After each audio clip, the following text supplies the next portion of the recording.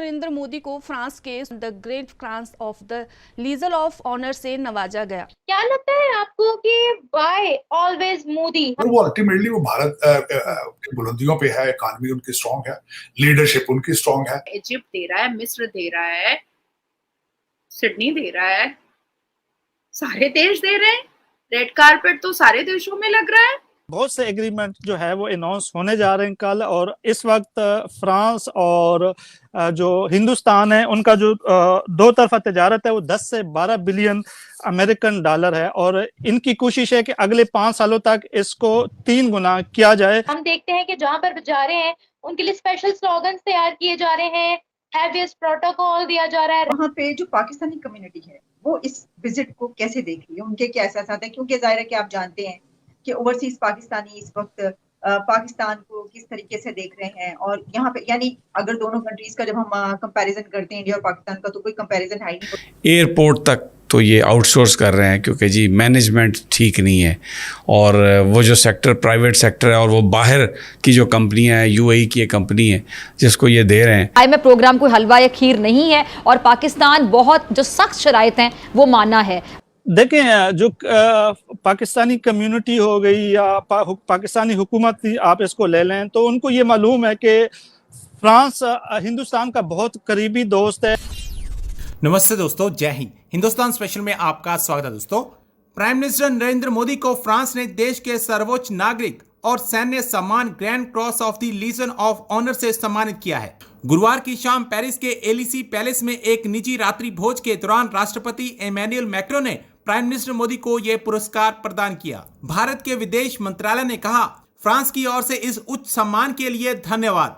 विदेश मंत्रालय के प्रवक्ता अरिंदम बागची ने इस पुरस्कार को भारत फ्रांस साझेदारी की भावना का गर्मजोशी से भरा प्रतीक बताया। प्राइम मिनिस्टर मोदी फ्रांस की ओर से ये सम्मान पाने वाले पहले भारतीय प्रधानमंत्री हैं। इस सम्मान के जरिए उन्होंने भारत के हिस्से एक और नया इतिहास जोड़ दिया है। फ्रांस ने इससे पहले Grand Cross of the Legion of Honour से दुनिया भर के प्रमुख नेताओं और हस्तियों को सम्मानित किया है। इससे पहले जून में प्राइम मिनिस्टर मोदी को मिस्र ने ऑर्डर ऑफ द नाइल से सम्मानित किया था। Pakistani media prime minister Modi का गुणगान करता नहीं थक रहा। तो चलिए दोस्तों, आज की वीडियो की तरफ चलते हैं। Thank you so much. अच्छा, ये बताइए हिंदुस्तान के वहाँ पे जो पाकिस्तानी कम्युनिटी है वो इस विजिट को कैसे देख रही है, उनके क्या एहसास है? क्योंकि जाहिर है कि आप जानते हैं कि ओवरसीज पाकिस्तानी इस वक्त पाकिस्तान को किस तरीके से देख रहे हैं, और यहाँ पे यानी अगर दोनों कंट्रीज का जब हम कंपैरिजन करते हैं इंडिया और पाकिस्तान का, तो कोई कंपैरिजन है ही नहीं, वो तो हम वैसे ही करते रहते हैं। लेकिन बात यह है कि इस सिचुएशन में वहाँ के आपके साथ जो पाकिस्तानी कम्युनिटी वहाँ पे मौजूद है, उनके क्या एहसास है? देखें, जो पाकिस्तानी कम्युनिटी हो गई या पाकिस्तानी हुकूमत आप इसको ले लें, तो उनको ये मालूम है कि फ्रांस हिंदुस्तान का बहुत करीबी दोस्त है, और इनके दरमियान जो तजारत का हजम है वो बहुत ज़्यादा है। कुछ अरसे पहले इन्होंने एयरबस का भी एक बहुत बड़े मुआहदे इनके साथ हुए हैं।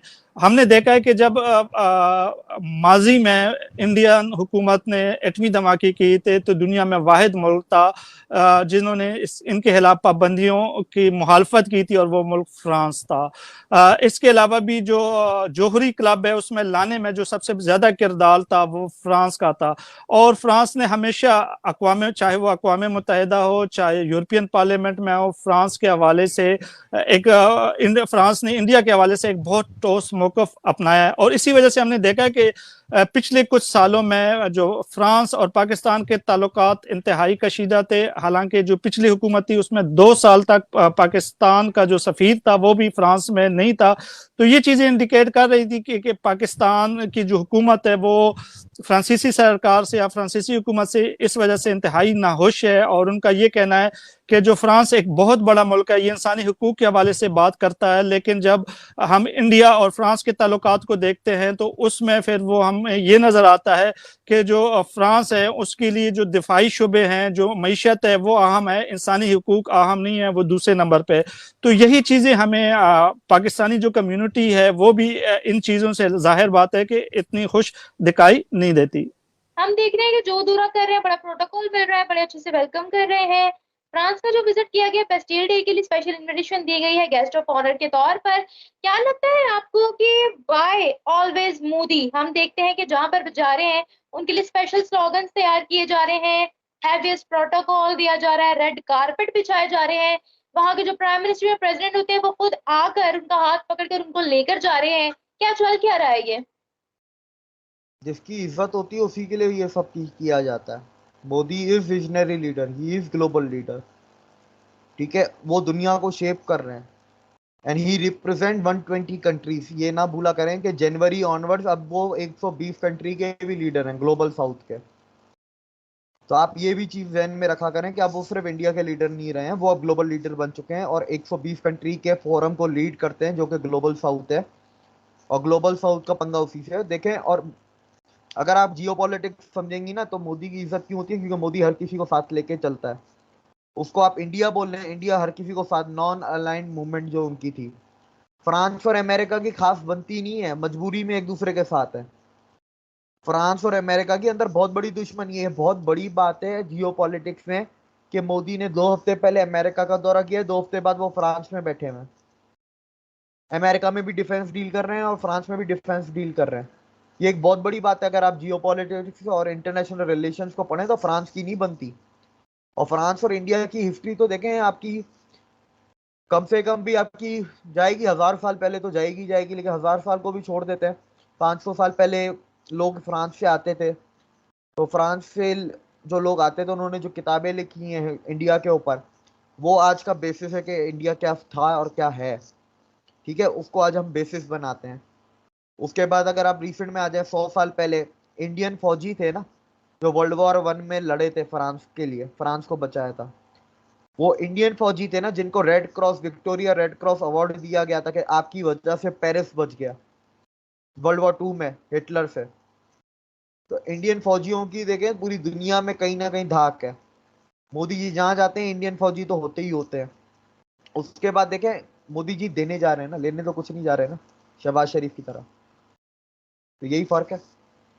और मोदी जी ये पहले नहीं है, ये भी मैं आपको बता दूं। देखिए, ना पहले है ना आखिरी है। और ये इंपॉर्टेंट भी क्यों है इसकी अब मैं वजह बताता हूँ। फ्रांस 4 साल 5 साल के गैप पे किसी गेस्ट को बुलाता है। फ्रांस की ट्रेडिशन नहीं है कि वो हर साल अपने बेस्टाइल डे पे बनाए। और फ्रांस में बेस्टाइल डे की बहुत बड़ी अहमियत है, क्योंकि बेस्टाइल डे से सिग्निफिकेंट उसकी वैल्यू ये है कि फ्रांस में फ्रेंच रेवोल्यूशन जिस दिन ख़त्म होके कामयाब हुआ था और फ्रांस में मोनार्की ख़त्म होके डेमोक्रेसी ने अपना परचम ऊपर किया था, उस दिन को बेस्टाइल डे बनाया जाता है जो नेशनल डे है उनका। वो हर साल किसी को नहीं बुलाते, वो 4 साल 3 साल 5 साल के गैप पे बुलाते हैं। इसके अलावा अगर आप जाएं तो आपके पास पाकिस्तान के पास फ्रेंच सबमरीन है और पाकिस्तान के पास मिराज 2000 जहाज हैं जो आपके ग्राउंड हुए हैं। क्यों? क्योंकि उनकी मेंटेनेंस फ्रांस नहीं कर रहा।